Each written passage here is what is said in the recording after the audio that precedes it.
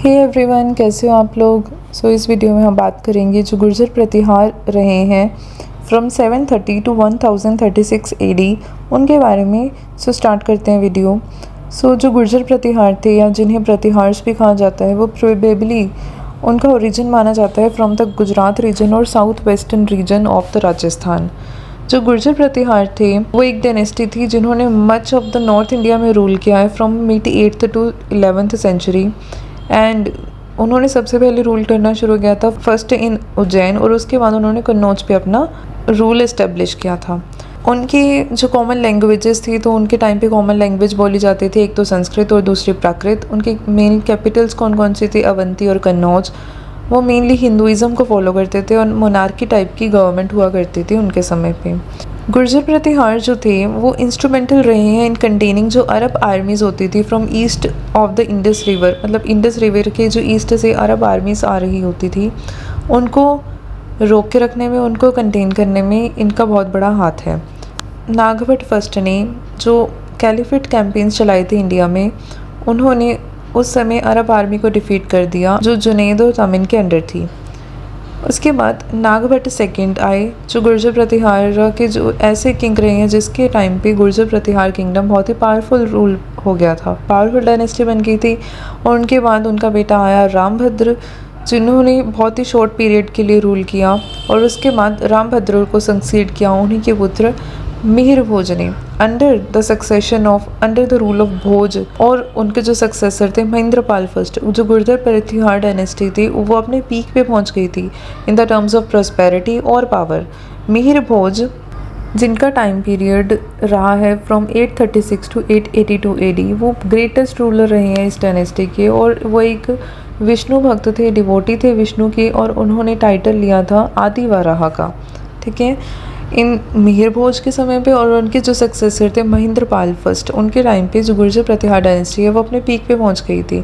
By the time of Mahendrapal इस territory का जो एक्सटेंट था वो एक तरह से कह सकते हैं वो गुप्ता एम्पायर के, जितना गुप्ता एम्पायर फैला हुआ था उसके बराबर का हो गया। जो इनकी एक्सपेंशनरी पॉलिसी थी उसके कारण ही फिर इन्हें एक ट्राईपार्टाइट स्ट्रगल का सामना करना पड़ता है, जिसके बारे में मैंने आपको पहले बताया कि उसमें 3 पावर्स थी उस समय की। पहले पालास थे, राष्ट्रकूटास थे और गुर्जर प्रतिहार थे। और ये पावर स्ट्रगल हुआ किस चीज़ के लिए था? To gain the supremacy over Kannauj. ठीक है, तो इंडियन सब कॉन्टिनेंट पे कंट्रोल पाने के लिए और मेनली कन्नौज पे कंट्रोल पाने के लिए ये पावर स्ट्रगल हुआ था।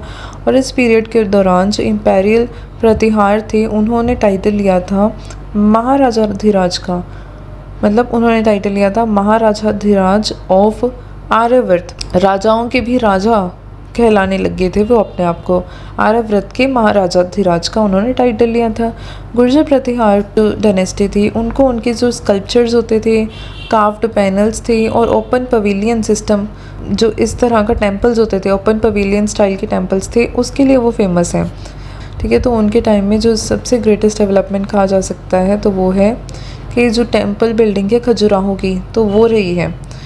जो गुर्जर प्रतिहार डायनेस्टी की जो पावर रूल का जो इनकी दबदबा था वो धीरे धीरे कम होता चला गया।